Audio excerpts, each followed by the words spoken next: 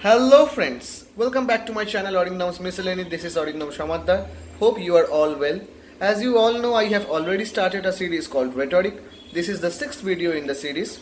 Today I am going to discuss about periphrasis or circumlocution, euphemism. Then I will give you some examples and definitions which will be uploaded by me in the blog, the link of which is given in the description box of this video.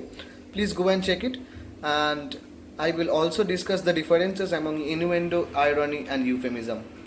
Please watch it till the end without skipping in between, otherwise you won't understand the differences and proper discussions related to it. Let's start. Next আমরা সার্কামলোকিউশন বা পেরিফ্রেসিসে চলে যাব। সার্কামলোকিউশন বা পেরিফ্রেসিসের মূল ডেফিনেশনটা হচ্ছে ইট is a figure of speech in which anything is described in a round about manner. অর্থাৎ কোনো কিছুকে প্লেনলি ডিরেক্টলি না বলে একটু ঘুরিয়ে বললাম। কেন? মাধুর্যতার জন্য, মাধুর্যতার শ্রীবৃদ্ধির জন্য। তবেই তো রেটরিকটা আমরা পড়ছি না।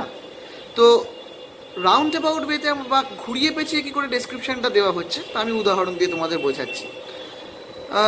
আশা করি সনেট 18 বাই শেক্সপিয়ার সবাই পড়েছো। ওখানে একটা বিখ্যাত লাইন আছে, Sometime too hot the eye of heaven shines. Here, the eye of heaven. The eye of heaven মানে sun, the sun, সূর্যকে বোঝানো হচ্ছে। The eye of heaven. দেখো, straight forward বলতে পারতো the sun. But just to endow the language with flowery charms, জিনিসটার মাধুর্য বৃদ্ধির জন্য বা মাধুর্যতা বৃদ্ধির জন্য, just to render it a flowery charm, Shakespeare used the eye of heaven instead of directly stating the sun. আরও কিছু উদাহরণ দিই, বুঝতে সুবিধা হবে। যেমন ধরো, sleep, the sleep that knows no breaking. অর্থাৎ ডেথকে বোঝানো হচ্ছে, যে নিদ্রার কোনো শেষ নেই। Sleep, comma, the sleep that knows, KNOWS, no breaking, এমন ঘুম যা কোনো দিন ভাঙবে না।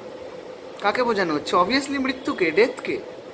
বা ধরো, the cup that cheers but not inebriates. অর্থাৎ ইনএব্রিয়েটস কথার অর্থ হলো ইনটক্সিকেট। বলছে এমন কিছু জিনিস যেটা আমরা কোনো কাপ বা গ্লাসে খাই কিন্তু সেটা আমাদের নেশা ধরায় না। কি? চা কফি। মদ খেলে নেশা হয়। হ্যাঁ, তুমি বলবে চা কফির কি নেশা হয় না? হয়, সেটা রেগুলার হ্যাবিট। আমি রোজ চা খাই, চা আমাকে এনার্জি দেয়, কিন্তু চা আমাকে নেশা করায় না। চা খেলেও আমার সেন্স কিন্তু ফুল থাকে। মদ, গাঁজা এগুলো খেলে হয়তো এগুলো নেশা, সিগারেট, বিড়ি, মদ। চা কফি আমরা প্রায় খেতে পারি, সেটাকে আমরা আজকাল মানে কলোকুয়াল ল্যাঙ্গুয়েজে বলি আমার খুব চায়ের নেশা আছে। তার মানে কি? সেটা আমি বোঝাতে চাই যে আমি চা খেতে খুব ভালোবাসি, প্রচুর চা খাই, কিন্তু that does not intoxicate me, that does not make me tipsy.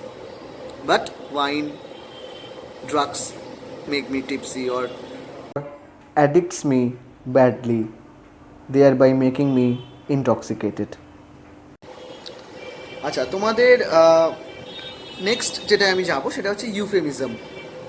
ইউফেমিজমের সঙ্গে তোমরা হয়তো ইনুয়েন্ডোর কিছুটা মিল পেতে পারো। ইনুয়েন্ডোয় যেরকম একটা ঠেস দিয়ে কথা বলার ব্যাপার আছে, ইউফেমিজমের ক্ষেত্রে কিন্তু it is a figure of speech in which something harsh is stated in such a manner so that it may appear to you to be pleasing or acceptable. একটা কঠিন সত্য বা কঠোর কিছু তোমার সামনে এমনভাবে প্রেজেন্ট করা হবে যেটা তোমাদের কাছে অ্যাকসেপ্টেবল বলে মনে হতে পারে বা লেস হার্শ মনে হতে পারে।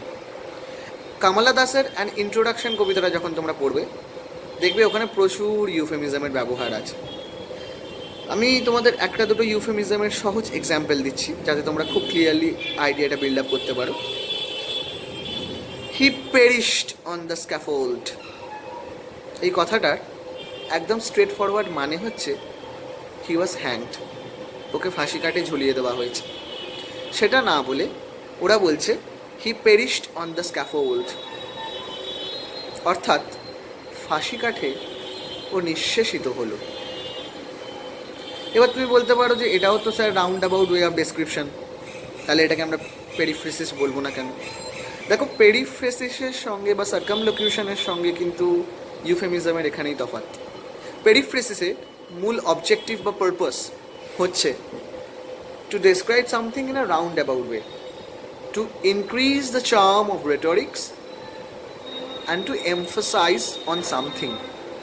কিন্তু unlike circumlocution or periphrasis, in case of euphemism, something harsh is intentionally stated in the garb of something that is less harsh or that appears to the interlocutor to be less harsh. আর একটা example দিয়ে বুঝতে সুবিধা হবে। Discord fell on the music of Cowper's soul. Disorder fell on the music of Cowper's soul. এত সুন্দরভাবে জিনিসটা বলা হলো যেটা খুব আইসুদিং লাগলো, কিন্তু এর হার্শ মিনিংটা হচ্ছে কাউপার বিকামস ইনসেন। কাউপার পাগল হয়ে গেছে। কাউপার একজনের নাম, কাউপার পাগল হয়ে গেছে। এই কঠিন সত্যটা যখন, এই কঠোর একটা বাস্তবকে যখন তুলে ধরা হচ্ছে এত সুদিং ম্যানারে, in a less harsh way, পড়েও ভালো লাগবে। দেখো, discord fell on the music of Cowper soul. তো এটাই তো রেটরিকের charm, that beautifies the charm of the language under the garb of something mordant, something harsh, something stark, something stern. তো এটা গেল ইউফেমিজম, এবং এটার সঙ্গে তোমাদের ইনুয়েন্ডো বারবার বলছে, এটা মিল হয়তো তোমাদের খুঁজে, মানে তোমরা কেউ কেউ পেতেই পারো, যে ওখানেও কিছু হার্শ, এখানেও কিছু হার্শ, ওখানে ঠেস দেওয়া হচ্ছে। এখানে কিন্তু ঠেস দেওয়ার জন্য জিনিসটা ব্যবহার হচ্ছে না, এখানে কোনো কঠিন জিনিসকে একটু নরমভাবে বলা হচ্ছে, এটাই কিন্তু তফাৎ। ওখানে ঠেস দেবে এটা কিন্তু ইন্টেনশন, তাই জন্য কিন্তু একটু দেওয়া হচ্ছে ভালোভাবে। এবার তোমাদের মনে হতে পারে তাহলে কি এটার সঙ্গে আয়রনের মিল আছে? হয়তো থাকতে পারে, কিছু মিল পেতে পারো, কিন্তু আবার বলছি আয়রনের উদ্দেশ্য কিন্তু ঠেস দেওয়া নয়। যখন তোমার টিচার বলছেন তোমাকে যে ও তো খুব শান্ত ছেলে ছিল, ওটা কিন্তু ঠেস দেওয়ার জন্য না। কোনো কোনো ক্ষেত্রে ওটাকে মজা করেও বলা হচ্ছে, কোনো কোনো ক্ষেত্রে রিডিকিউল করা হচ্ছে, কিন্তু সবসময় যে ঠেস দেওয়ার ইন্টেনশন নিয়ে বা কোনো নেগেটিভ মিনিংকে পিন পয়েন্ট করবার জন্যই বলা হচ্ছে তা কিন্তু নয় আয়রনির ক্ষেত্রে। কিন্তু ইনুয়েন্ডোর ক্ষেত্রে অবশ্যই তাই, কারণ ইনুয়েন্ডো বা ইনসিনুয়েশন কথাটার অর্থই কিন্তু তাই, ঠেস দিয়ে কথা বলা, কটূক্তি করা। আয়রনির কথা কিন্তু কটূক্তি করা নয়, ওখানে যে এফেক্টটা তৈরি করা হচ্ছে ইচ্ছে করে ইন্টেনশনালি তার অপোজিটটা বলা হচ্ছে, বা অপোজিটটা বলা হচ্ছে রিভার্স এফেক্ট তৈরি করবে বলে। ইউফেমিজমের ক্ষেত্রে কোনো কঠিন জিনিসকে, কোনো কঠোর সত্যকে, কোনো ফ্যাক্টকে একটু less harsh, less stern, less stark করে প্রেজেন্ট করা হচ্ছে, একটা যেন রেটরিক্যাল চার্মের মধ্যে মুড়ে দিয়ে। এই তিনটের মধ্যে তফাৎ কিন্তু এটাই।